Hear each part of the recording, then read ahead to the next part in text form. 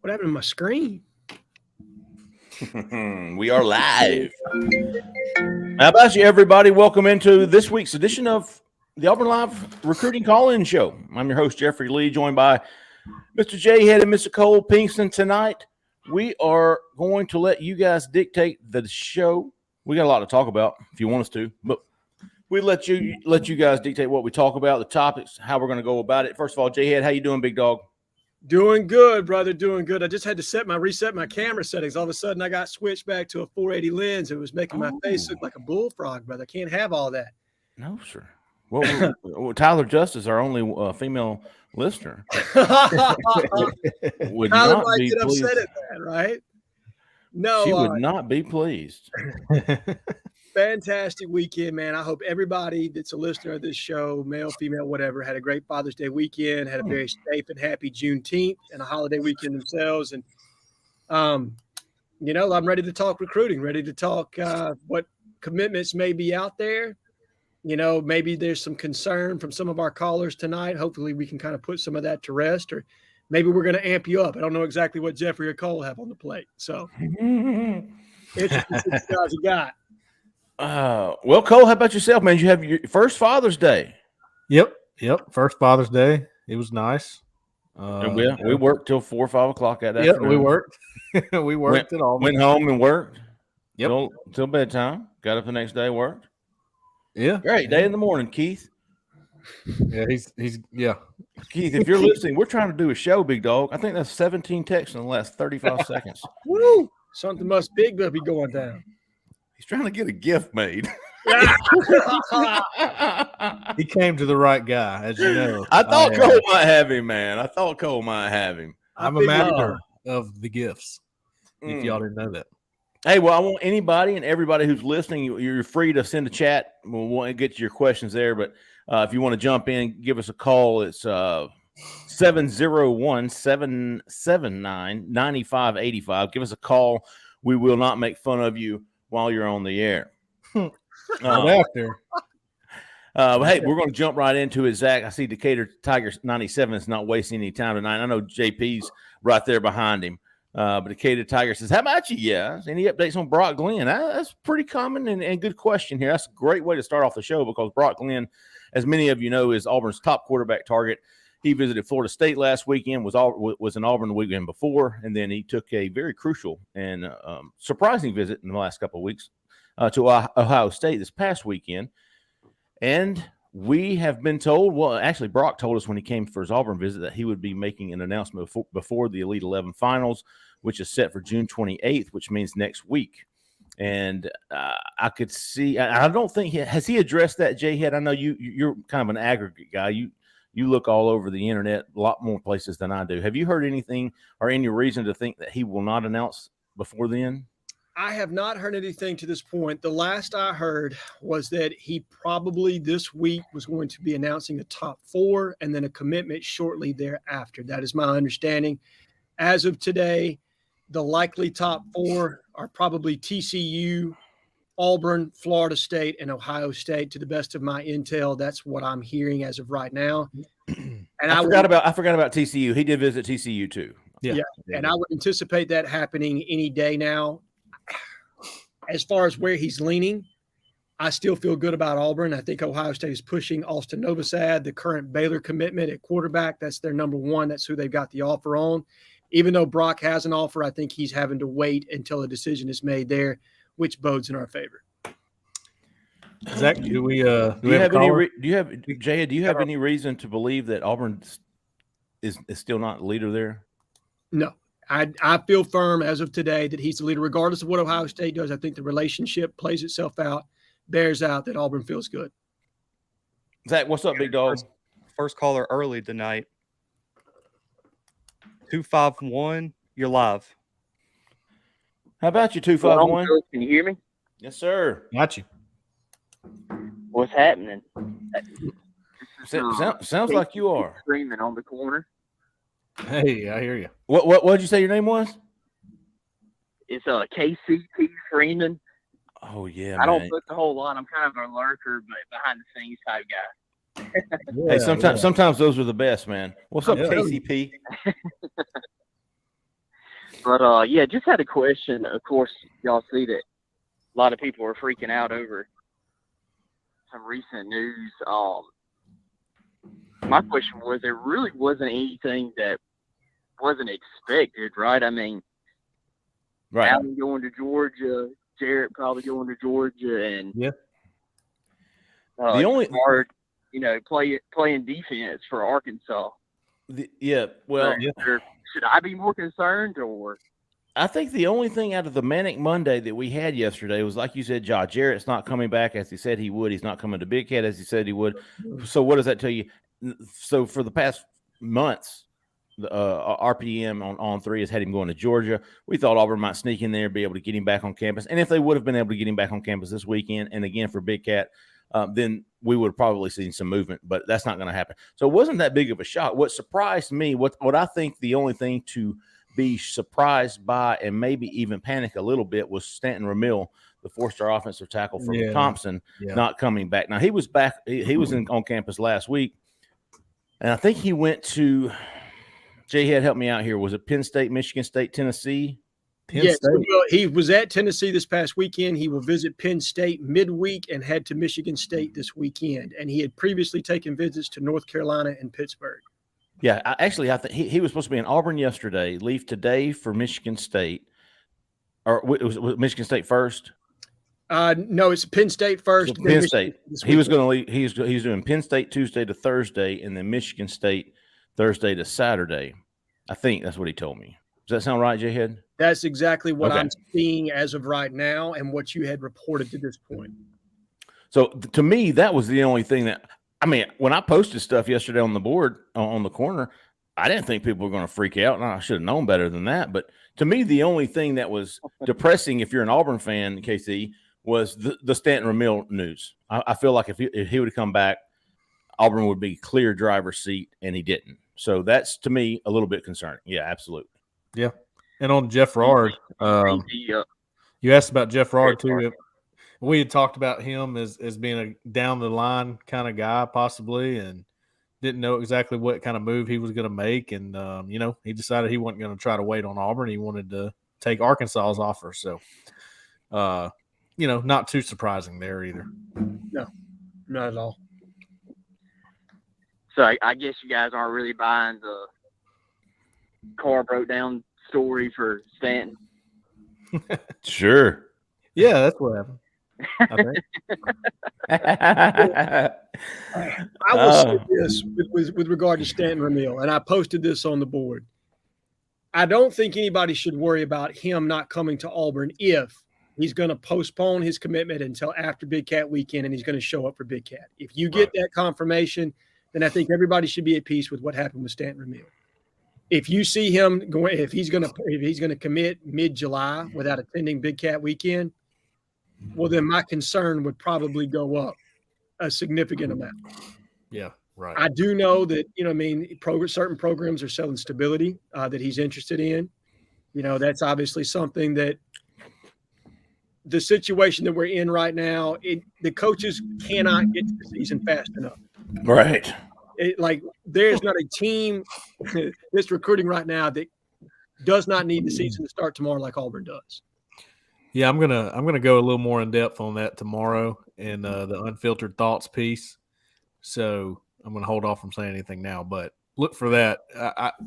There's some things that I learned that might make some more sense with how things are going right now. Yep. Hey, we appreciate the call, KC. Yeah. Hey, thanks y'all for everything you do. Appreciate it. Yes, sir. Appreciate you. Appreciate you. Yeah. I'm like you, Jhead, man. Auburn needs the month of September and October. They need that first half of the season again, because I think we all agree, man.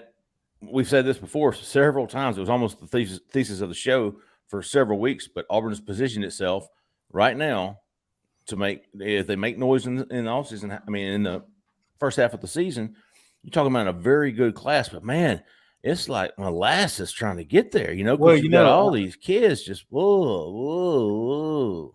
I mean, really, you're starting to be we're starting to be nitpicky with things like Stanton Ramil not coming back for the second week in a row after he'd been here 5 days ago. Yeah, I mean, they've done just about everything they can at this point, right? Yeah. What more could they do until they start winning some games to really prove what they're selling? That's kind of where we're at right now. Agreed. And it's going to be somewhat stagnant for the rest of the summer, unfortunately. So that's just the reality of the situation, right? I completely agree, Cole. And I think, all right, so this is, if you're Auburn right now, you're kind of on the defensive when it comes to recruiting. You're trying to take the guys that you have high on your board that are ready. You know what I mean? Because there's a group of them in July, I think, that'll be ready. A group of them in August, I think, will be ready. Not a huge number, but I think there's a couple, right. Anywhere between 4 to 6 that are ready to pull the trigger. Then you're playing defense on everybody else and saying, AK, don't commit right now. You know what I mean? Let us show you. Your spot's still going to be there. Let us show you what we're talking about. Wait until the season. Come to a game. Come to Big Ten weekend. You know what I mean? And you're going to believe what we're selling at that point. And just like last year, you're going to see guys that are committed elsewhere come to games and then get a new feel for Auburn. And if they're winning, you can just add that to the list of things that are going Auburn's way. And you just never know, man. We got a lot of time left in this class. And, Keith has always said, and Jeffrey have always said, you better watch out because there's lots of twists and turns in recruitments. Well, I'm starting to learn that, Jhead. I am starting to learn that. I think that's the difference between a seasoned follower of recruiting and maybe a newer guy, a newer fan to recruiting is because they're not used to this. We say back in May that, hey, we feel like Auburn might leave for this guy. We're not saying they're going to sign. We're not saying they're going to commit. We're saying that and then they're getting all, oh my God, he committed to Georgia. Mm-hmm. Oh yeah. Well, I mean, you got to be able to read the writing on the wall. With some of these guys, and it's tough. But I think Jhead, I think you hit it on the nail on the head, man.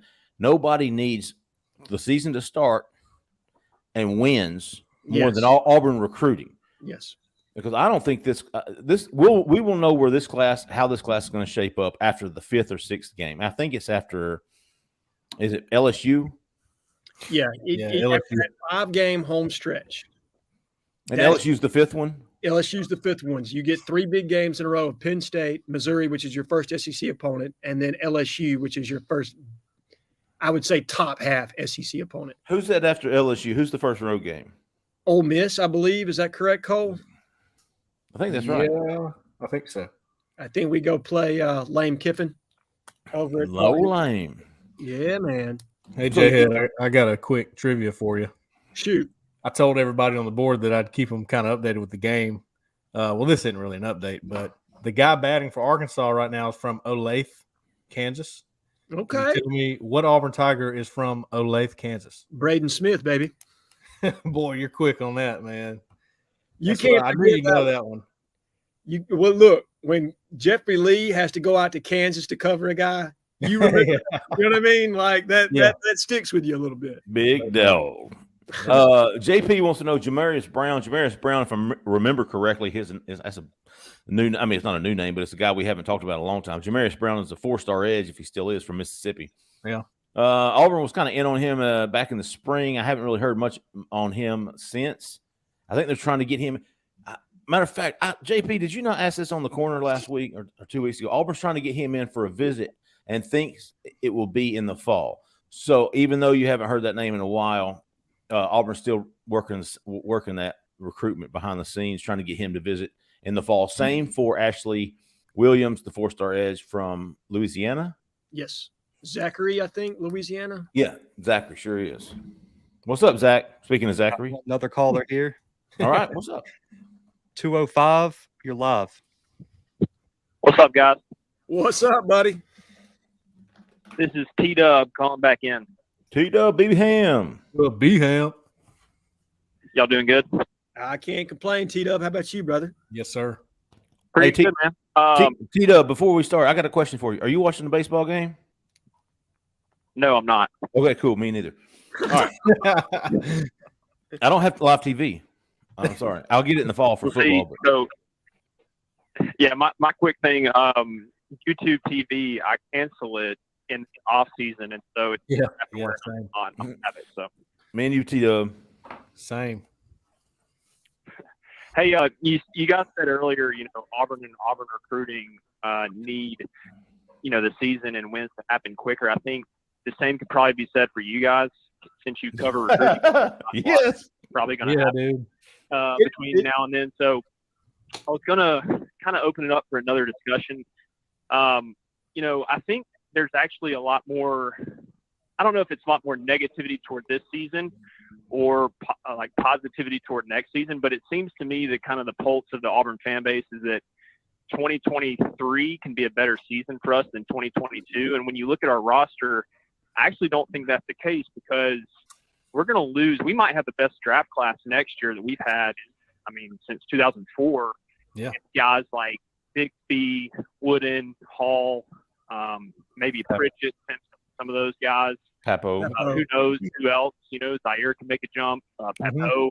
We got a lot of guys that you're going to lose on this team, and I think basically two things.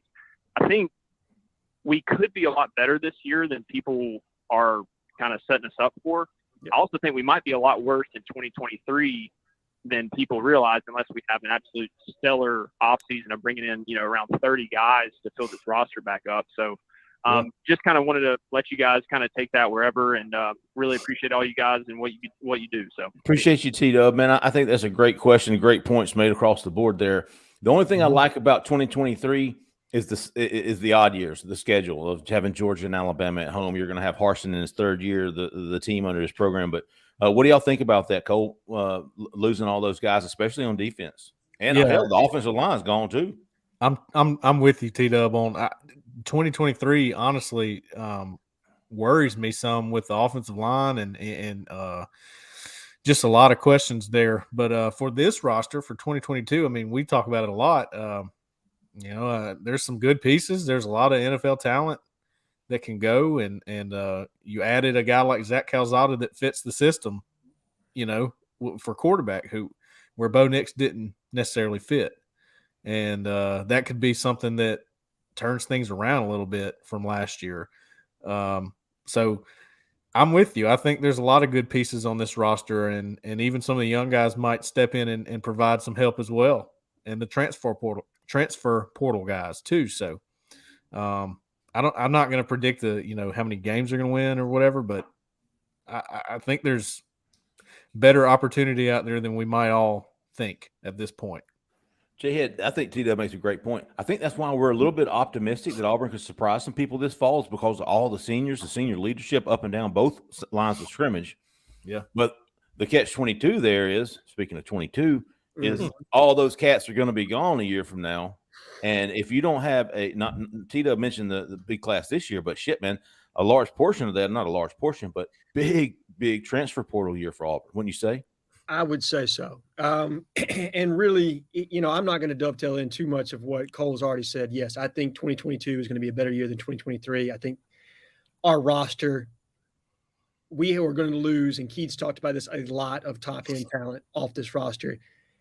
And it sounds like Tito's been reading the board, because I just posted it today. 30 is the number that we're looking to take in this class, with a large number, like you have said, Jeffrey, probably 6 to 8 from the transfer portal, and they're looking to nail impact players from the transfer portal in that early cycle. I'm talking about end of November all the way into January, that first group that's going to come. They've got built-in relationships with certain players that they may have a feeling for that are going to jump into the portal. They need some serious – they're going to need some serious impact players from the portal, but they're also going to need a healthy high school recruiting class. You can't cut your nose off to spite your face. So you're looking probably anywhere between 20 to 24 high school and junior college players as well. You got to make sure that you're continuously stocking that talent that you can cultivate and develop. So, yes, it's going to be important to hit the transfer portal hard and fast, but got to make sure we land some high school guys too. Cannot overlook that. Well, then if that's the case, bottom line looks to be, if you have a good year in 2022, well, like we talked about, you should bring in a pretty good class with the groundwork that's been laid, right? I would think so, Cole. That's my gut feel as of right now. Yeah, well, if you don't have a good year, then does Harsin make it? That's the other question. Hey, can we postpone that till later in the year? Yeah, I hear you. I mean, hey, I think it's on the table, obviously, but we'll get to that later. I don't think we're going to get to that. I don't either. I really don't. I don't either. I'm just saying that's there's possibilities out there for anything right now. That's kind of what everyone's worried about. Anything could happen. Yeah, it could happen quick. Oh man, hey Jack Singley, Barney Knight, we appreciate y'all, man. I see you're over there in the chat. Barney Knight said he's got a book written for us, but we'll get to him later. Philip Coleman says, "Hey guys, do y'all think that Tennessee getting running back Sunday that it will boost our chances of getting Jeremiah Cobb?" Cole, I think we both agree here. I don't know that Auburn could have boosted any more than it is right now. I really feel like they shut the door this past weekend. Cole, what do you think? You know what, Jeffrey? I think we do such a good job covering some of the guys that are trending to Auburn that you forget about them when there's bad news that keeps hitting, like there was yesterday. Cobb's one of those guys we all feel pretty good about. I think they only solidified that this weekend. Cole put in his prediction for Jeremiah Cobb back in April. I put mine in on Sunday or Monday, I believe, and then I also put in a prediction for Anthony James, the 4-star defensive end from Texas, who is a former Texas A&M commit. Anthony James was in Auburn this past weekend. He's going to go to Washington this weekend to make a decision. I think Auburn is the clear team to beat for him. Yep. But I think there's 3 skill position guys coming up that we're all going to have our eyes on. That's Brock Glenn, the quarterback. Yep. You got Jeremiah Cobb, the running back, and then Carmelo English, the 4-star wide receiver who's in Auburn right now. He'll finish up his official visit tomorrow morning, and then he'll have a decision July the 2nd. Appears to be Auburn, Kentucky. So those 3 guys, I think, will help either build some huge momentum heading into Big Cat, because all 3 of those guys should have commitments before Big Cat at the end of July. Yes, those 3. You hit the trifecta with those 3. The tone on the corner and among fans changes completely. Yeah, sure. I completely agree. And Anthony James too. I was going to say Anthony James, do not forget, and he said middle of the month. You know what I mean? And so if you get 4 commitments right there in a row, now you're coming into Big Cat with Jelani Thurman and Keldrick Falk that are both set to make decisions at the back end of the month, front end of August. If you can get one of those 2 or 2 of those, hey, now we're talking about legitimate momentum moving into the season, and we get out of this situation where we've been stagnant for so long. And part of that was by design, and part of that's just the way the recruiting calendar has gone for us this year. And kind of the way Auburn is set up, just so miserable, really. It's been terrible. The off-season turmoil brought on by behind-the-scenes shit that was brought up that Harsin really had no control over. You've got negative recruiting come from every single direction out there on the recruiting trail. Yeah. And then, going 6 and 7 last year surely didn't help either. These kids want to know that these guys are going to be here. It's almost like, hey man, are y'all going to be here? Because I'm in if you are, but let me just make sure. But Thomas Jones, do you think any surprise commitments that comes out of nowhere that no one expects right now? I don't. I mean, I think if you count J.C. Hart, Lochapoka is what he, somebody like that. I don't have any. Thomas, I'll tell you what, man, surprise commitments are insulting to me. That means I haven't done my job. Right. Like, you shouldn't be surprised commitment. You would almost consider Anthony James, if he were to do it, he came out of nowhere, scheduled official visit, just decommitted from A&M. That would be pretty surprising if he did it that quick. Yeah, right. Surprising as far as, but it's but like, hey, freaking Thomas Jones from Centerville, Alabama just committed to Auburn, and nobody knows who he is. That's an insult to me. And I hope I'm better than that. I hope you guys don't get surprised by that. But guys like Anthony James kind of coming into the fold last week. Hell, Marcus Bragg, transfer, came out. I mean, kind of knew about a week beforehand, but that was. I don't think we mentioned his name until was it? No, you remember Thursday on the Shrivel Pod? I said there could be one more guy added to the list, and that night is when Marcus Bragg was added to the list. But he was a transfer portal guy, big get. By the way, just because Auburn needed bodies, right, Jhead? Yeah, exactly. Well, needed bodies and did not need to take away from roster space. And I've heard multiple guys that cover Auburn say, hey, why would we take this guy? Well, number one, he upgrades your roster. That's exactly why you take him, because he upgrades the depth. And 2, he does not hurt you moving forward when you're trying to take Some high impact edge players. Okay. Quay Russaw, Keldrick Falk. Exactly. And I've heard people mention the Florida State transfer. I can't think of his name right now off the top of my head. The defensive end from there. Quayshawn Fuller. Fuller. First of all, Quayshawn Fuller is a marginal player that was not SEC caliber. It's why he ended up at Maryland. Okay, let's be honest here. And secondly, he eats up roster space moving forward. If you're going to bring in a marginal talent or a person that you're hoping projects to the SEC caliber play, then you want to bring in a guy with 1 year left to play. Yeah. And I will take this question in one different direction. Do I think there will be a guy that we're not talking about right now that signs with Auburn in December? 100%. Absolutely. Several. Probably several. But do I think there'll be any surprises? No, I do not. Hey, if anybody, I know Cole is, but I want somebody to call in and give us an update on the baseball game. Yeah. You want to update real quick? I don't. I want somebody to contribute to the show. I'm in for that. I hear you. Barney Knight, who one of his 35 questions. who? And I think we talked about this off the record the past week. Who is running back 2 in this recruiting class? I'm gonna be honest with you. I don't think we know him right now. I would say that Roderick Johnson is running back number 2, that they're not giving up on him right now, that they're going to try to get him back on an official visit. How does that play out? I don't know. I do think that there are some guys or a guy that they have some interest in that they're going to slow play to a degree and see how he does his senior year. Yeah, I think the second running back that signs with Auburn has been mentioned minimally by us and even other sites. I don't see that guy right now. If somebody said you got to give me 2 running backs, I'd say I don't have them. I don't have them. I think they're going to look at the senior year. You get Jeremiah Cobb, then you can shoot for the moon, or then you can bring in somebody late. Somebody has a good senior season, if that's the way you want to take that. But I don't know who that will be to Barney Knight. I did mention a name, an in-state name, a couple weeks ago in a Recruiting Insider. Y'all can go check that out. I'm not going to say his name right now because I don't know yet what they're going to do, and I don't want to get ahead of myself there. So that name's in there. Y'all go check it out. He's an in-state running back, linebacker type guy. So I think you're on the same page there, Cole. Yeah. And by the way, a little bit of breaking news from Keith Niebuhr. Auburn just got a preferred walk-on tight end from Illinois. Oh yeah, sure did. That was who. I think I wrote about him last week. After Keith, he was a walk-on, 4 years of eligibility, and walking on at Auburn. I think his girlfriend goes down here. He's from Florida, but he wanted to get back closer to home, according to Keith. Yeah. Keith has been all over that since last week. Yeah. All right, let's see. His name is Hidalgo, Grant Hidalgo. Cool name. Okay. It's kind of like they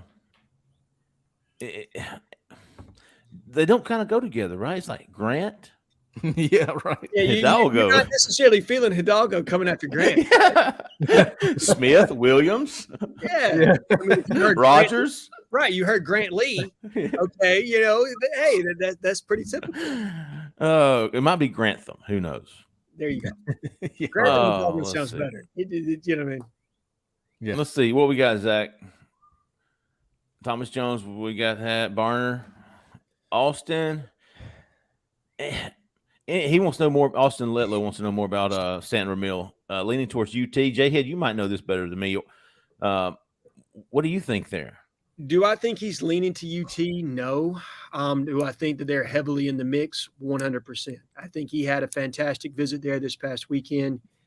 And if I am going to open up this wound here, I will say it did raise my eyebrow with Stanton Ramil that he said that he was only going to use his official visits for places that are far away. Knoxville is not that far away from Birmingham. It is further than Auburn, so I'll give him that. But that did raise my eyebrow slightly.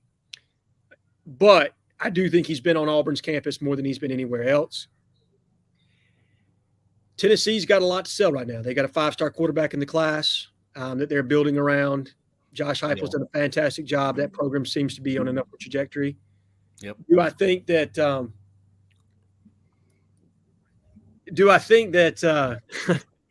he's going to be signing with UT anytime soon? No, I do not. I don't feel the commitment's going to be happening there anytime soon. I think he's going to take his visit to Penn State and again to Michigan State, and then we'll see where it goes from there. Yeah. All right, what else we got here? Let's see. I'm kind of flipping back. Okay, any new scoop on Jacoby Lane and the other West Coast wide receiver? Matter of fact, I had Malachi Riley as the California wide receiver that Auburn offered last week coming by. Jacoby Lane told me a couple of weeks ago that he was planning on visiting. I don't know. I don't see Malachi Riley coming back to Auburn. No. I just don't. Matter of fact, I'd sent him a message last week, and he got back to me today, and I was like, I don't know that there's any reason to pursue that. I don't see that happening. Yeah. Not as of now. I mean, I think he's got other players in the mix for him. Jacoby Lane, I believe, is from Arizona, and for those guys, to me, their interest level. If they visit, then yeah, let's go. But until then, I don't see it. It's so difficult to get wide receivers right now, especially when you don't really know, at least publicly, who your quarterback is going to be. Yeah. Barney Knight coming back. Where are we at with Kai Preen? There you go. Fair question. I know he's coming for the Penn State game. That's his official visit. And I think we've said before, I think all of us agree that he's Auburn's to lose or Auburn's the team to beat, however you want to look at it. Yeah. I still feel good there. I think Yep. I think just like everybody else, if you're 2-4 after the first 6 games, you can kiss his ass goodbye. If you're 5-1, then he's going to be a part of the class, and he might be a commitment by then. Yeah, I would agree with that. Oh, Jack Singley posted on the board for people not to overreact too much, considering signing day is in December. Would y'all agree or disagree? Oh, absolutely. Yeah. Absolutely. Yeah. We always say that here. I mean, months to go, guys. Months to go. Still a whole senior season for this entire class, right? Yes. So, yeah, I mean, look, there's so much emphasis put on things at this point with the junior class now moving into the senior class. It's like, okay, guys are starting to commit, and Auburn's not really getting any of them. That's where you start to freak out. I get it. It happens earlier and earlier every year, but that just means there's going to be more decommitments coming soon, right, Jeffrey? Oh, yeah. Decommitment season will be here soon. Yeah, and it'll be here earlier. I'll say this, and I've posted this a couple different times. I can understand being a victim of the moment and getting caught up in the fact that everybody else is getting commitment and Auburn's sitting still and being patient. Like, I understand the frustration of fans. But what I would say is Auburn staff is playing the long game here. They're not giving up or taking probably low-hanging fruit to this point. They're staying true to their board. You got to applaud them for that, because I'm going to be honest with you. I've had private conversations where I said, hey, man, I might have taken somebody to jumpstart this class, maybe somebody that I was a little unsure of. But kudos to the staff for saying, you know what, we're going to stay true to our board. We're going to work the guys that we really want to be in this class, and we're not going to sugarcoat it for anybody. We're going to be honest with everybody that we're recruiting. So I get it, but hang tight. I do think momentum's coming for the month of July. And if who we think projects to us right now does commit to us, you're going to see that momentum. Yeah, it could be a big July, man. People, like I said, that the tone on the message boards and amongst Auburn fans, it has the potential to swing a complete 180. If we talked about those 3 skill player guys, the Anthony James, Keldrick Falk there in early August, possibly before the season. That's 5 before the season. That would give Auburn 7. I think Jhead, 6 to 8 is what we were thinking. 6 to 8, yeah. I think I was a little more optimistic and said 8 to 10. But that was me. You know what I mean? I think you guys were more in the 6 to 8 range. Does J.C. Hart pull the trigger? You don't know just yet. Connor Liu is somebody that I know that the staff loves and is probably close to making a commitment since he's going to have visited all of his top 4. Don't know if he's going to be doing that in season or if he's going to do that before the season starts. So there's still a chance to get to that 8. But, we got a ways to go. I will say this, man. That Connor Liu, 4-star interior lineman, visited Auburn this past weekend. And the topic of discussion with him had been, where does he fit in this class with Braden Joyner? And talked to some people who would know, and they're like, dude, we'll figure that out later. You get him on campus. You take that kid and you figure it out later. I agree, Jeffrey. And I talked to somebody that said, realistically, we need 2 guys that can play center in this class. We haven't landed a center prospect in 2 years, going back to the 2020 cycle or the I guess the 2021 cycle. You're now in the Shit, who was it? In 2021, Avery Jernigan. Oh yeah. Or that was 2020. Tate Johnson can play center too. He's worked some there, but yeah, I mean, you haven't really gotten a true center, right? You haven't gotten a true center in probably 2 to 3 years. So they were readily wanting to take 2 guys that are fully capable of playing center in this class. Yeah. BK's back. With us taking so many defensive linemen, if today we're signing day, who do y'all think we get? Okay. Anthony James. Yes. Keldrick Falk. Josh Horton. Josh Horton. And that's probably the only 2 that I've got as of today. Yeah, I wouldn't. I mean, that's 3 studs in my opinion. Mm-hmm. That's 3 guys here. I can't watch the film like y'all do, but that's 3 guys who have legit SEC offers. That if they don't play at Auburn, they're going to play somewhere else. Who was the third? So we said Josh Horton, Keldrick Falk. Okay, which he's kind of an edge, right. That's kind of how I classify him. But yeah, I think he could definitely grow into an end. I think you're right about that, Cole, for sure. And then it's just hard to say. It's how well do we do in the season? How well do we recruit going down the stretch? And then, do we make any headway with James Smith this weekend? Does he pull the trigger early to Alabama or Georgia, which are the perceived leaders?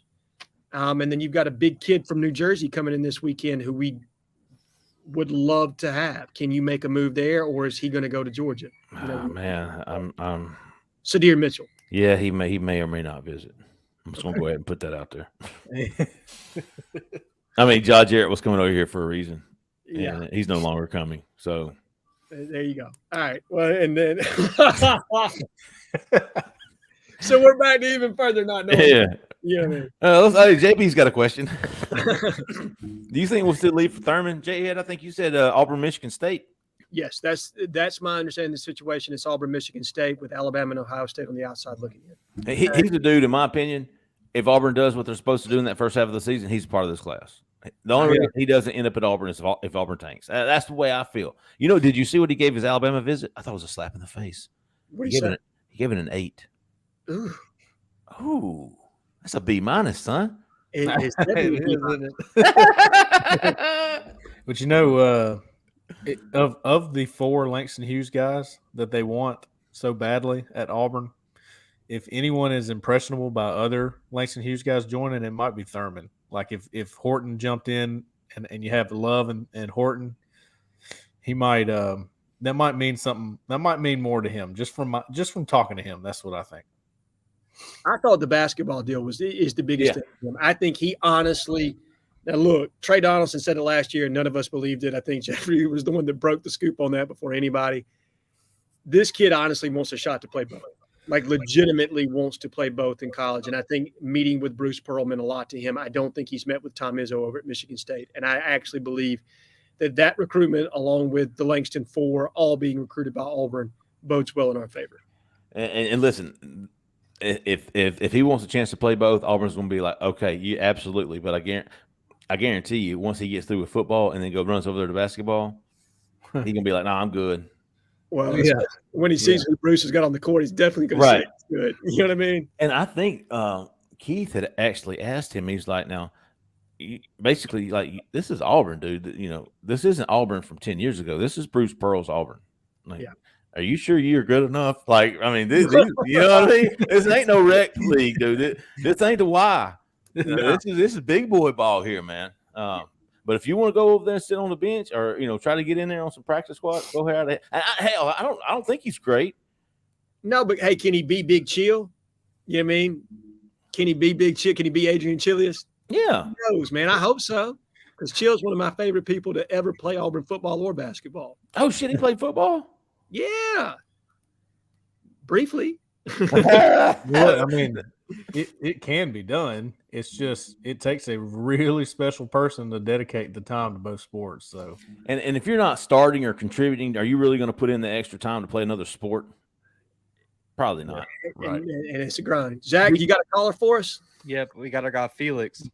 Hey, Felix the cat. Felix live. Hey guys, how y'all doing today? What's up, Felix? We're doing good, man. Good. Hey, listen, man, I had a question. Is all these cats coming in the 2003? 2023. Yeah, 2023, not 2003. yeah, that's a brain fart like Jhead had. Hey, Felix, come on now. Yeah, Felix. All the guys that we're man. I had talking to give about, him a little low jab. all the guys we're talking about right now that are visiting and all of that, that's the 2023 class. So they will sign in December. 2023. They will graduate high school in 2023 and enroll at Auburn in 2023. They'll be true freshmen at Auburn next fall. Right. Now, when you say they're commits now, so they're done sign on the dotted line and they're ready to roll, or are we gonna have a hiccup at the end of the thing? Yeah, it's just a verbal commitment, meaning they went out on Twitter and said, "Hey, I'm committed to this university." They sign in December. Yeah, nothing is binding, Felix, until they sign. And I've said this before, man. These days, a commitment is nothing more than this school leads for my recruitment right now. It could change it. It's like being engaged. It don't mean shit. Unless they've signed an NIL deal with somebody when they weren't supposed to, and then it's a little more binding than it initially should have been. Yeah. All right. Now there's one. There's a cat just come in on the weekend. I believe it's Bragg's. Yeah. Do you see him starting on his last year here, or do you? I mean, but he's an end, right? He's an edge rusher that has 1 year of eligibility, but I think he knows it. But here's what we've been saying about that spot is that Auburn lost TD Moultrie and all these guys from a year ago who played, 400 or 500 snaps? 400 plus snaps. So Auburn's basically saying, man, you're not going to start over Derek Hall. You're not going to play over Eku Leota. But the person from last year who was technically third string, played at least 400 snaps. We need you to play 400 snaps, which over a 12-game regular season is about, I don't know, I suck at math. Is it 30? 3 times 12 is 30, 300. Yeah, at least. So now you're talking about 35, 40 snaps a game. In the SEC when you've been playing in Conference USA. And if you want to showcase yourself for the NFL, that's exactly what you want to do. Yeah. I was just going to say, wouldn't he like his last couple of years, they was like low, maybe like a 500 or 600 or something like that? Say again, Felix. I think his snaps were when he was played. I think it was like 300, 400, or 500 snaps. Yeah, he didn't play. He was a rotational piece at Western Kentucky, not just a starter there. Gotcha. So what do you think about the cat, though, really? Well, I want to get your thoughts too, Jhead, but me personally, I wrote about him. I broke his film down. To me, he's a guy that can be a little out of control sometimes.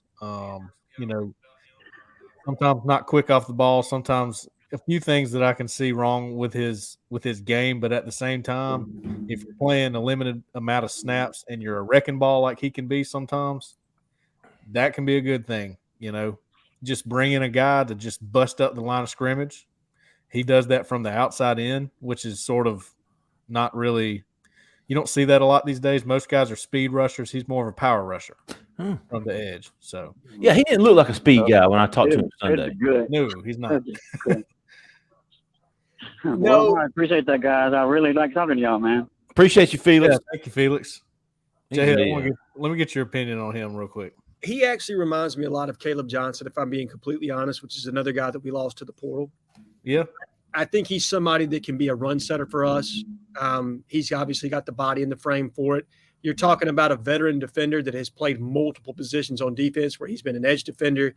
He's played differing nose guard, different defensive tackle spots. I think he's even lined up as stand-up linebacker. So he's a guy that you can plug in different probably schemes contingent on who you're playing that week and use in multiple ways. He's obviously not new to playing college football, which is important, especially when you've got a young budgeting star like Dylan Brooks. So if Dylan doesn't take the jump that Rock Bellatoni needs him to take, you've got a guy in Marcus Bragg that you can put on the field, and you don't have to worry about losing that productivity, especially if he's being used as a rotational piece and not as a frontline starter.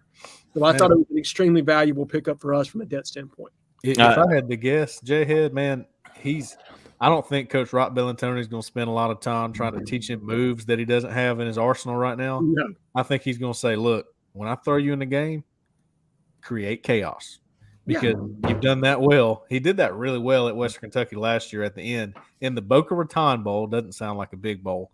For Western Kentucky, it was the Super Bowl, okay? Of course. They were playing Appalachian State, and I think they beat him. Am I wrong? I'm almost positive that they did. It was a relatively high-scoring game for sure. Yeah, well, Western Kentucky's offense was good, but Bragg had a huge play in that game where he strip sacked, and they recovered it for a touchdown. I think it was a big turning point in the game. The point is, he started turning on late.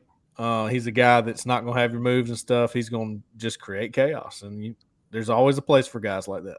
100%. Creating negative plays is how defense is played right now. Okay, when you play as many explosive offenses as we're going to see, you want guys that can reset the line of scrimmage and create negative plays. Bragg is a guy that's capable of doing that. Are you going to get that consistently? I don't know, and it's probably why he's not going to be a starter. Yeah. But is he somebody that you can put in for a series or so to spell Derek Hall and Andrew Leota? 100%. And he can create some negative plays. Yeah. BK wants to know, do we have a chance with Russaw? But before we get to that, man, I want somebody to call in and give me the baseball update. 701-779-9585. The first one. Right. 1-1, 0-1, I think. You might not want an update. Oh, for real? Yeah, it's not looking too good. 0-4. 6, you're live. Hey guys, how's it going? Oh, hey, man. Who we got on here? Train AU. Trey, what's up, big dog? Not too much, guys. A little update. We're not looking too good at baseball. 4-0, top of the third. Damn, But my question is, how aggressive is our NIL collection compared to other schools? Seeing Ruben Owens, Madden Sinker, other guys going to Louisville compared to Auburn. Man, I'll tell you, I don't know about other schools I specifically, but I know that there is concern about Auburn's NIL right now. I don't know. And I listen, it's not an excuse. It's something that we've been hearing about for a long time. And I don't really know the parameters of it. I really don't. Jhead, do you? I just know that there's some concern about the NIL at Auburn and how it could negatively affect recruiting. I would say that's how we all feel. Yeah. I would say that I've heard mixed messaging when it comes to Auburn's NIL collective, in that they're still undergoing this transition from the previous regime to the new group that is going to merge with them.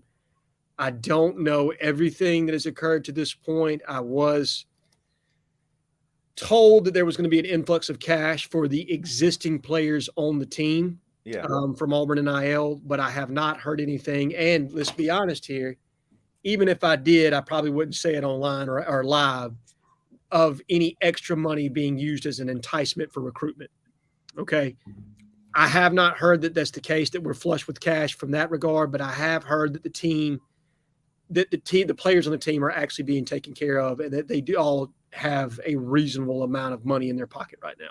Yeah, I think that's fair. I see my mentality on the NIL is recruiting, but yes, I mean, we talked to Owen Papo last week, Zach and I and Keith and I, and he's now part of the Plains Prowlers, which is a players lounge run by Aaron Murray, former Georgia quarterback Aaron Murray. So I see. I don't know exactly how it works, but that to me tells me that the players have joined outside of Auburn NIL. Yes. I mean, they want to touch on every avenue they can. If this company ask him or is going to pay for me to come sign autographs or come do a show, an appearance, then I want all the opportunities I can. I guess you're not locked in contractually to one of the collectives. Yes. The collective being what, Jhead? So a collective, more or less, is a group of outside entities that are pooling their money together and fundraising in an effort to create NIL opportunities for student athletes at a certain university. Okay. So it is a collection of probably wealthy alumni and or boosters that are pooling their money together. Okay. All right, BK. We're going to switch gears back to BK. He asked about Russaw, and I've got a pretty good answer for this. And here's how I feel about Quay Russaw. Does Auburn have a chance? Absolutely. Dude's coming. He came back in the spring. He's coming for an official visit on Friday.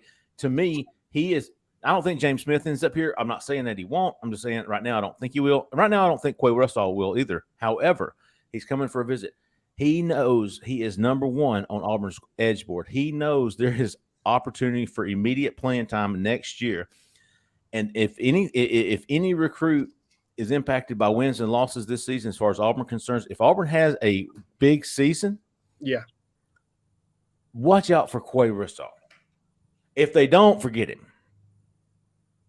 Yeah, I really feel like if all, the wins and losses with Quay Russaw, the chance to play early, being close to home, relationship with Zach Etheridge, with Rock Bellantoni, I feel like Auburn could be a dark horse if they have a good season. I agree. If the appearance of stability is there, and we're talking 9 wins, this season, I think we're 100% in the game with Quay Russaw. I firmly believe that, and I feel like the connection that Zach has with him, even going back to his days at Charles Henderson, you know what I mean, before he was in Montgomery, at Carver. I think that will highly, highly help us to land him in this class. But you got to get there. You got to show him something. You know what I mean? It is show me time when it comes to recruiting. He's not going to sign with the school with 6 or 7 wins this year. Promise you that. No. Promise you that. He won't sign with anybody with less than 7 or with less than 8 wins, I would think. I think you got to get 8 wins to get him. BK is back with his 7th question. I hear you, BK. We appreciate you, man. I like to make fun of you anyways. British Knight is what he's wearing. Barney Knight is a big British Knights fan. Y'all remember the British Knights? Jhead, Cole, you're too young, but Jhead remembers those British Knights, man. Hell yeah. Yeah. Some BK light ups. Confidence in Jelani Thurman. What's the backup plan to tie in if we miss? Have no idea. He's like running back 2. I have no idea. Here's my same thing. If Auburn doesn't get Jelani Thurman, the tight end who signs with Auburn is somebody that we haven't mentioned or we haven't spoke much of to this point. Agreed. Yeah, I would scour back through those tight end offers. There's some guys floating out there that could be names if they miss on Thurman. Of course, they're recruiting Thurman at a different spot, similar to Landon King. Mm-hmm. So they have kept ties with guys that are traditional tight ends, hand on the ground, Luke Deal type tight ends. Do you have any names, Cole, to refresh my memory? Well, I was looking at Reed McKeska, but he just committed to Miami. Yeah, he was. Yes. There's a kid out of Cincinnati, Cole, that I felt like we had a significant amount of interest in. Yeah. You're right about that, Jhead. And I think I guess I've just been so focused on Thurman. It's like Thurman or bust, as far as I'm concerned. When I say bust, I mean Thurman or somebody I don't follow. I don't follow their recruitment very much. I'll get to them if and when Thurman doesn't come here. I would keep an eye on Brett Norfleet, who's committed to Missouri. I know they like him. He's a guy that they offered after he committed to Missouri and maybe working on a visit. And the guy from Cincinnati, I can't find his name right now, Jhead, but I know they were trying to work on a visit with him at one point too. So right, there's a couple guys out there. Dude, what's up, Zach? Go ahead. This is a great chance. Caller here. 470. You're live. Hey, what's going on, guys? This is Sparks from Atlanta. What's up, Sparks? Sparks. What you got for us, big dog? So I wanted to ask about the offensive line situation. Fair. Yep. What specifically? The Jeff Farrar situation in particular. Okay. Is it concerning you, Sparks, or what's the situation? Well, so I've seen y'all say we're probably going to try to take 5 to 7 high school offensive linemen. So why are we wasting an official visit on a guy that's down the board when I don't know of other than Joyner, who we're an outright leader for? Can I take this one? Sure. Yep, go for it, Jhead. Sparks, you understand, or I guess, do you have an idea of how many official visits we're allotted per year? Yeah, A general idea, yeah. Okay. So the number is close to 60. To this point, we haven't even hosted 30 prospects. You need to get prospects on campus that, while they may not be a take today, if you need to circle back on that prospect, you have already cultivated a relationship. They've seen your campus. They're familiar with what you're about, and you have a good idea of what they're about. Okay. And I understand your concern of why we would bring a player like that on campus. You're always building relationships. That's the name of the game in recruiting. I mean, obviously NIL is a big part of it these days, but relationships. And part of that was finding out about the kid and where he could be on our board. You know what I mean? So if we do miss out on a Rockwez McElderry and can't flip him, is he the next guy we go to? Or do we like a Bison Lang better? Some of that is a vetting process where you're trying to figure out exactly who it is that's next on your board and who's most important to you to land in this class. Yeah, and let me just add to that real quick, Jhead. There are names we don't know about yet. Yes. It happens every year. Again, still got a whole senior season to go with all these guys. And I think the way that they've done their evaluation, they'll have an idea of who these guys are before they hit the field as a senior, and they're watching them real close, and we'll find out some more names as that goes on, right? So hold out for that. There's going to be some other names, and there's going to be some good ones. And at the same time, I think we've talked about guys they have shots with right now. We still think they have a shot with Ramil. We still think they have a shot with Bo Hughley, the Georgia commit, Rockwez McElderry, the Georgia commit, DJ Chester's another guy that comes to mind. So these are guys they have shots with, and with a lot of ways to go. Jeffrey's fading to the matrix again. Well, just one other question on that. I know we had, I've heard the possibility of Joyner being able to play guard. Is there a possibility that we start a 6'1" guy at guard in the SEC? I would say this. The person I spoke to said that there was a need to bring in two centers in this class. I know they're probably telling Connor Lew and Braden that there's the possibility that both can play guard. I think we honestly need two centers. I think that's where both of those guys are going to play. But I will say this. Braden has a lot of lower leg strength and a lot of power. I don't think it's beyond us to start him at guard if we need to in a pinch. Do I think that's where he's going to be developed and probably playing predominantly? No. But I do think he can give us snaps there, that's for sure. Yeah. I think he's going to be a center even if they get Connor Lew, personally. I agree. Hey, we appreciate that question, Sparks. Coming off the official, where do you put us with Lew? With Lew, it's going to be interesting. Final four of Clemson, Miami, Georgia, Auburn. Auburn's got the pro flight major, as he learned me about that this weekend. He told me what that was all about. His player host was Nick Brahms. Nick Brahms is a center at Auburn and is also in the pro flight major. So they couldn't have paired him up with anybody better. And from what I understand, Nick Brahms hit it out of the park. I think Auburn's on his mind. I'm not going to make a prediction on that one right now because I don't know. I think Clemson's there too. See how it goes at Georgia this weekend.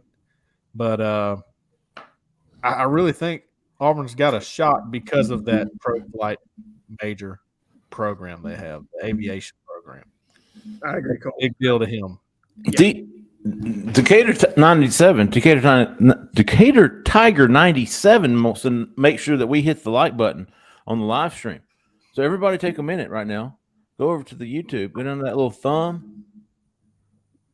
Yeah. Give it a little like. And you know what I like about, man, I'm just kind of figuring out this. I'm not a big YouTube guy. But if you subscribe to our channel and get notifications, like every time we record a show, it'll give you a notification on your phone like, hey, dude, there's a new show to listen to. And it's pretty cool. So I hate this from YouTubers. Like and follow. God bless America. Brooks watching them damn things all day long. Like and follow if you shut up, dude. Hey, and while you're at it, if you got $1 in your pocket and you're not signed up with Auburn Live right now, come join us. I think they forgot to turn the promotion off. So people, if you're not a member of Auburn Live on 3, it's $1 for a freaking year right now. $1.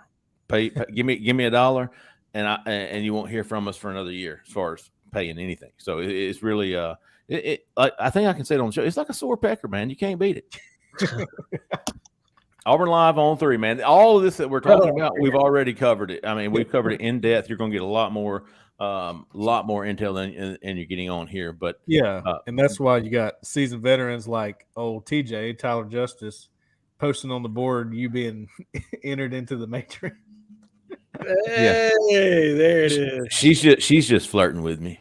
Hey, listen, hey Jessica, I know Jessica's listening. She told me to spit my dip out, but Tyler Justice is really a male, but so I've already got a text. All right, what we got, Zach? Barney Knight, man. He's new to the show. Barney Knight, welcome to the show, man. We appreciate you. He does have a book. He did it. He does. He put a comment today in some thread. He said, "Hey, I got some questions written down for the live show tonight. I'll see y'all." I love it. I love it, BK. Who else do we have a shot with? Corner and safety other than Hart. Jakeem Jackson. Jakeem Jackson. First name he should be brought up. Absolutely. Jakeem Jackson, cornerback. Love his length, man. Dude, cousin to Sharvin Bell at corner, and then nickel. At nickel? Yeah. T-Bell played nickel, and I think he ended up at safety. It was his fastest, but that shot he got on McElroy. On McElroy was from the nickel. That was from the nickel. That was a good one. That's a good one. Here's something to think about now. You pronounce him McElroy, and you telling me you don't pronounce it McElderry? How the hell does that make any sense? The kid tells us how he says his name. That's all I'll say. Oh, McElroy. This is McElderry. But I will say this. One other kid, and this goes in the Quay Russaws of the world, Tony Mitchell. Watch that name if we have a better than advertised season. You putting him in a Russaw category? I'm putting him in a Russaw category. I can get on board with that. Zach, I can see it. I put him in that Russaw category. You have an 8, 9, 10 win season, and 10 is a dream. But 8, 9, 10. I think Tony Mitchell's a reality with the relationship that Zach has with the kid. I'm trying to think of because one position that hasn't been brought in a lot this summer is DB, and it seems like at one point back in the spring, that's all we were reporting on was DBs. And then all of a sudden, all these official visitors are coming in, and not many of them are DBs. I'm going to go over our visitor list right now, but Jakeem Jackson, we talked about him. Darren Reed, Niquel Bertrand, defensive linemen, they arrived today. BK mentioned Decorus Hart. Can you think of anybody off the top of your head that's visited or that's a target? I would say Dale Miller is still a target that they're kicking around. Yeah. I don't know. I almost feel like J.C. Hart is taking his spot. And if you get J.C. Hart right now, you're probably throwing everything else at Jakeem Jackson, if I'm being completely honest. Well, it just proves, you pretty much bolstered up your safety position, with the young guys and got Craig McDonald out of the portal. You got some good depth there. Your corners are fairly young, brought in a good class last year. So it just shows where the focus is. You're trying to get the lines of scrimmage, pinned down early. I'll be damned, fellas. Jakeem Jackson is the only defensive back Auburn has brought in for an official visit. Yep. And the only one scheduled to. And while I'm thinking about it, while I'm looking at this list, and I mentioned it just a second ago, but we probably should make note that Carmelo English is on campus now. Yes. We're leaving tomorrow. And then today, it's Tuesday, you have Darren Reed or Darren Reed. I think it's Darren Reed. I think it's Darren. Yeah, my bad. I'm gonna mess that up. But anyway, Darren Reed, Niquel Bertrand, both big defensive linemen, and they arrive today. They're going to leave Thursday. And then while I'm at it, Bay Fall, the 5-star center in basketball, and his brother like Hassan Diop, both of those guys will leave in the morning from their official visit. Also, Aiden Holloway, a point guard from the 2023 class. All these guys are 2023. is in Auburn today and leaving tomorrow. So you want more coverage or more reasons to sign up to Auburn Live on 3, there you go. We'll have reports on all those guys, especially Carmelo English, who's leaving, I think, mid-morning in the morning, around 10 o'clock. The basketball guys are leaving earlier, and we'll be rolling out updates on those guys all day long tomorrow. Be a lot. BK wants to know, will we stagger commitments? I don't even know what that means. Jhead, you know what that means, don't you? Yeah, so he wants to – we're going to do like Clemson and play them out. You know what I mean? And yes, if we know that a player wants to commit, I 100% think that there will be some gamesmanship here as far as keeping Auburn relevant in the news as we lead into Big Cat. Absolutely. I firmly believe that. And you got to keep at least one in your pocket for Big Cat. You cannot go with Big Cat without a commitment. I'm sorry, you can't. I'm with you. It's too big of an event not to have some kind of commitment news. You really want more than one. I mean, if you've got two guys, you want some commitments coming out of a Big Cat. I don't know that there's ever been a Big Cat since I've been doing this since Big Cat was first born. Started in 2009. Was that right? With Trooper and Looper and all those big dogs, yep. Lake Seastrunk. I think we actually walked out of that one without a commitment, and then we've been on a streak ever since. I want to say we did not get a commitment from that one, but you had some big dogs on campus. I mean, Mike Dyer, Lake Seastrunk. I just remember Lake Seastrunk had a message for Saban. Y'all remember that? He's coming for him, wasn't he? Yeah. Trevon Reed. You know what I mean? All of those guys. God, who was the linebacker out of Troy? Ended up injuring his neck, Jawara White. Rah-Rah. Yeah, Rah-Rah was there. That was Rah-Rah's a supporter of Auburn Live, guys. Is he? Hey, how about that? I believe he is, yeah. Big, how about you to Rah-Rah? On Twitter, anyway. Micah Stewart, let's see here. We're running a little over, but that's okay because Auburn's losing, getting shut out. Are there any OTs we're in contention for besides Ramil and Hughley? Thanks, Warrigal. Cole, is DJ Chester, he's an inside guy, we decided? He's as Jhead has called it, the swing guy. Yep.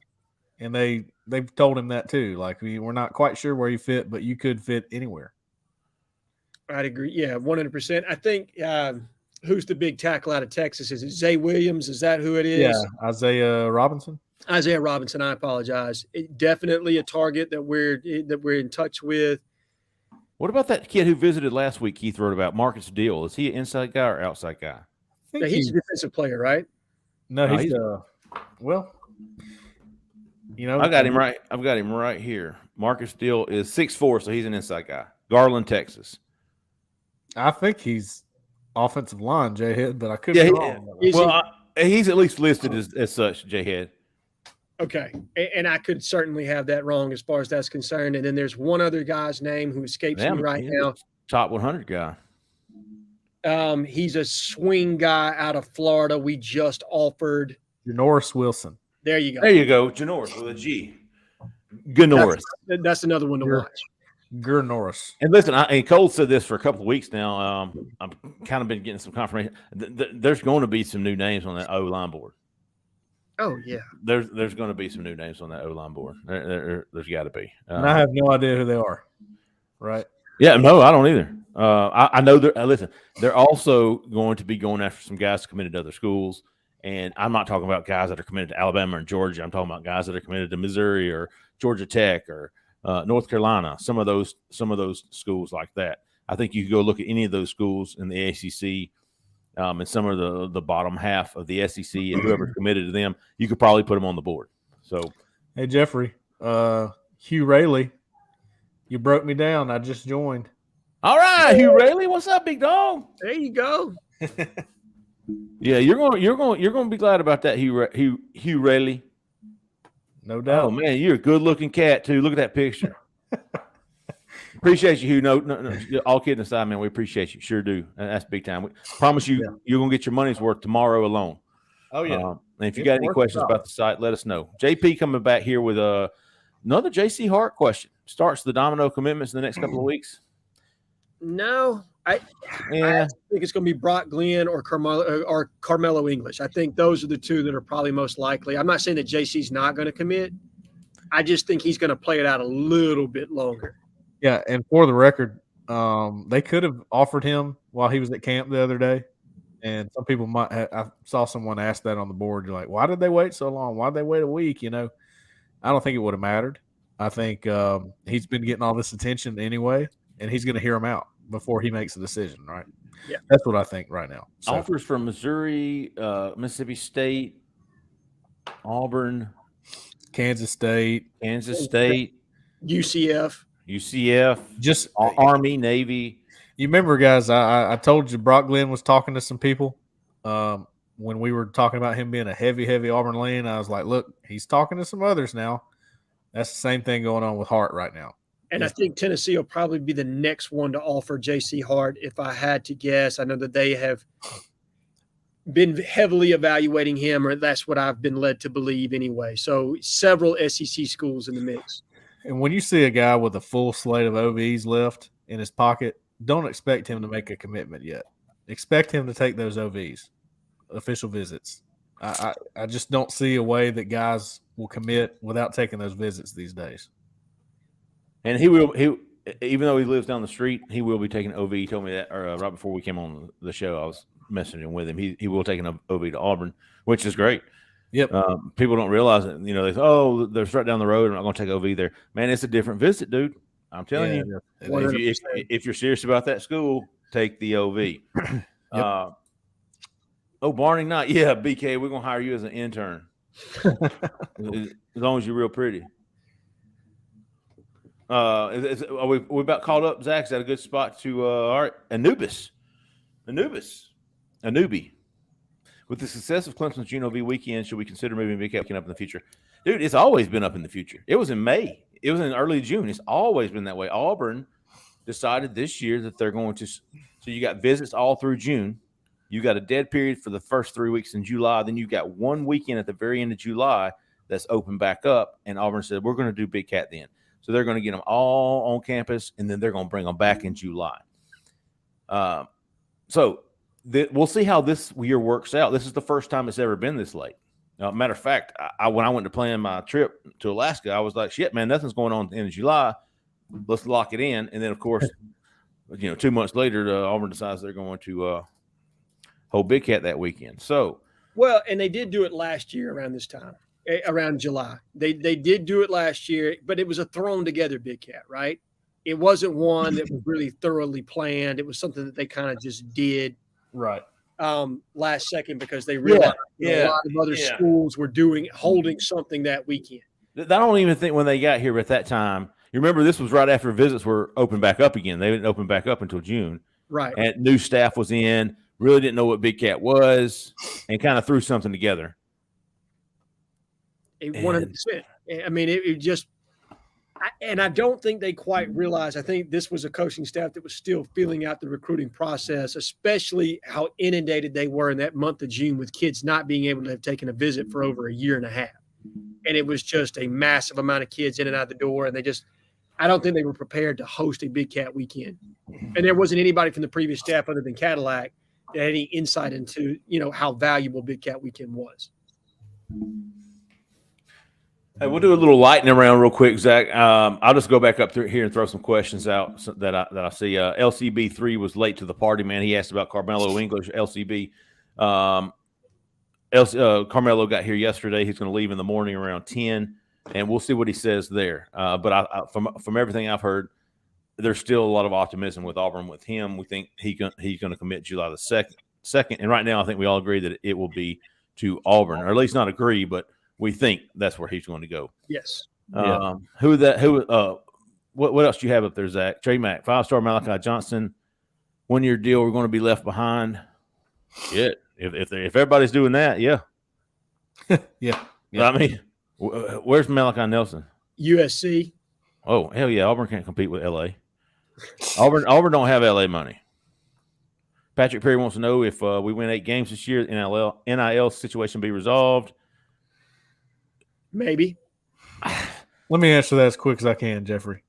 The way that it's going right now, it just seems to me like I'm not saying at all that they're being steered a certain way, but it seems like players are just taking initiative on their own, and that seems to be similar to you're not coming here to get a starting spot, you have to earn it. I think the same way with NIL, if you want to make money, you go earn it. Right? That's just kind of what it feels like right now to me. very precise and timely answer there, Cole. I mean, I just don't know enough about this stuff. I've got to do. It's confusing to me. Yeah, right. It is very confusing. How many of the in-state top 15 does Auburn land? 3 to 5. Yeah, I wouldn't say very many. Yeah. A handful at most. At most, 1 out of 3. Yeah, at most. Yeah, because I think you got a shot at Keldrick Falk, 100%. I think you're probably looking at Jeremiah. Tony Mitchell and Quay Russaw are also obviously in the top 15. So if you get hot, you got a chance of 2 to 4 probably.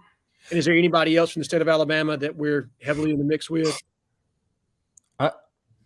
Is Braden top 15? No, I don't think so. Yeah, dang. Let me pull it up real quick, man. Hey, let me slide this in there too. I have a buddy used to GA coach at Alabama. He texted me today, said, "Dude, Brandon Ennis didn't commit to Alabama." No, he's Ohio like State, baby. He's like, this is the first time I've seen Alabama miss out on guys they really, really want. So take that for what it's worth. I haven't followed their recruiting as closely, but apparently that was a guy they threw the book at and couldn't get him, and that's kind of a new thing, right? Well, when their OVs are getting rated 8s, things are changing. Yeah, Carmelo English. So I think got Carmelo. Yeah, you got Carmelo English, Keldrick Falk, Jeremiah Cobb. I think you land all 3 of those. You got an outside shot at Quay Russaw and Tony Mitchell. So 3 to 5 is where's Braden? Where's Braden on that list, Jhead? Braden is number 23, I think. Yeah. Okay. I mean, I'm not saying he needs to be higher. I don't know, but I thought he would be higher. Let's see, Bo. What's up, Boise? Bo is great.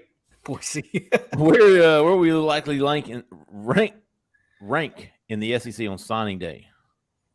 Middle of the pack. I'd say.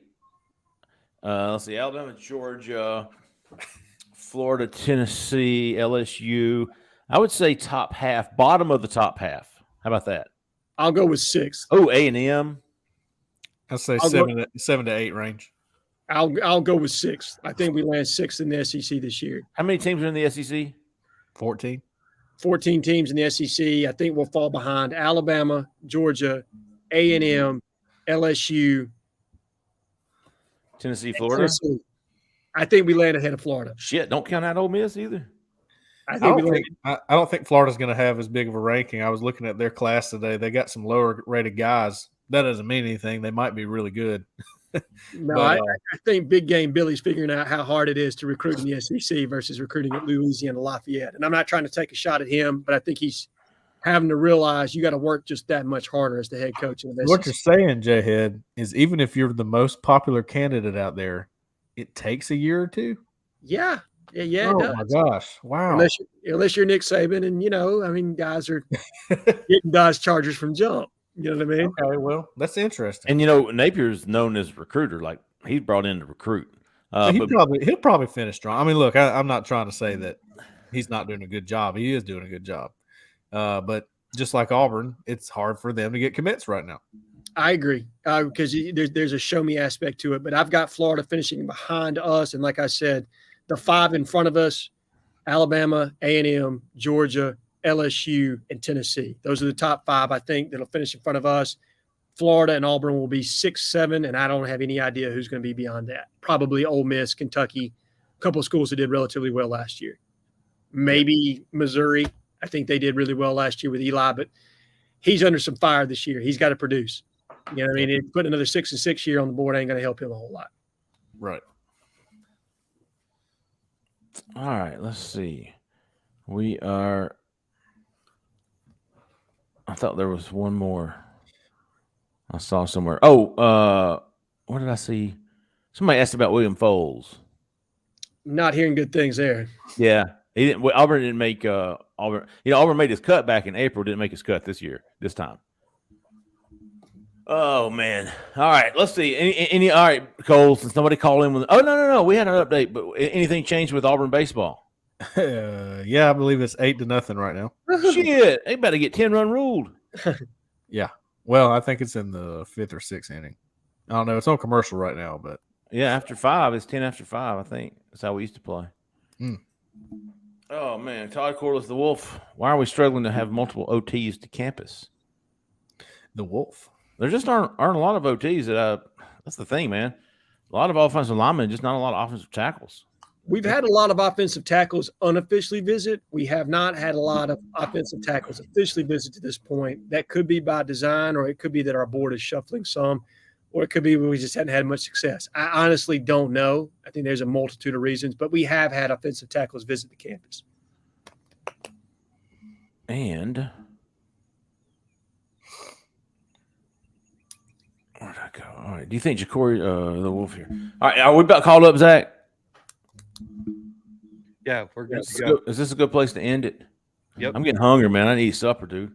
I had some nerves when I came on. Brooks is at Papa and Zuzu's this week, so I got to fend for myself.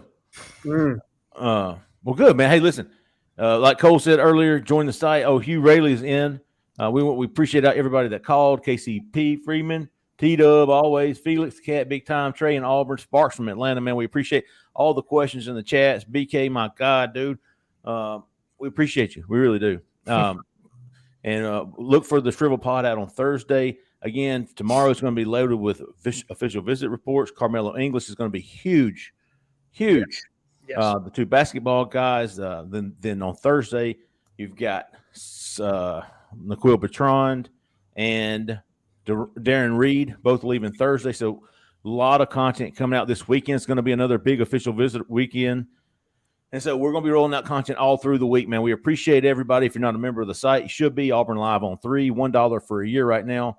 Get signed up. Come join us on the corner, man. We appreciate you again. We really, really, really, really, really do. I think tonight we made it through the show without any hiccups, technical difficulties. Grateful for that. Zach, we appreciate you, man. Jump in here real quick. Oh, Zach McInnell. Appreciate you, Zach, man. You don't get enough love, man. We appreciate everything you do for us. Yes, sure sir. do. Appreciate y'all. All right, man. Hey, for Jhead, for Zach, for Cole, I'm Jeffrey Lee, man. We appreciate everybody. See you Thursday on Shrivel Pod.